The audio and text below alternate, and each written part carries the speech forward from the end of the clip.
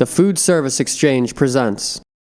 One of the more common support calls we get here at Crown Verity is how to change out gas burners and radiants. And I'm here to teach you a little bit about that today. At manufacturing, they're installed as a unit.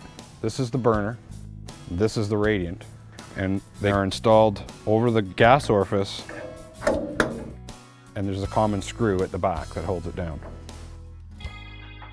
So you've had your Crown Verity grill now for 7-10 years, and it's time to do some work on it. And again, one of the more common calls that we get here is, how do I get my burners out?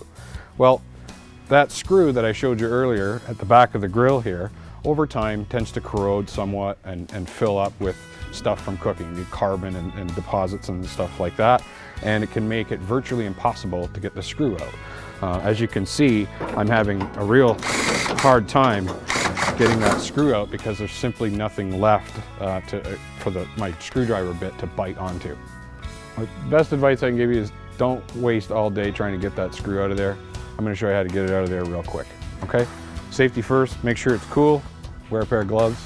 I'm going to grasp the burner and the radiant together in both hands, and I'm going to start rocking it back and forth, left to right, a little bit at a time. And I'm being gentle yet firm with it, and eventually it'll come out of there, okay, with a little bit of upward pull. So again, it went in there as a set, comes out as a set. What happens as a result of removing a burner in that manner is the metal can become puckered and the hole slightly larger. So what we want to do is reform that metal back to its original size.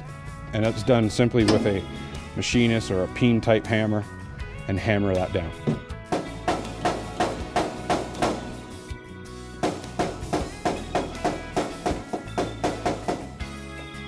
So you've received your new parts, whether you order them directly from Crown Verity or online or through your dealer. I'm going to show you how to install these parts. So again, as in the way it was manufactured, they come together as a unit. We want to make sure the adjusting screw is always facing up. Slide it on top of the gas jet and over the hole. All that's left to do is put in the new screw. We'll be cooking before you know it.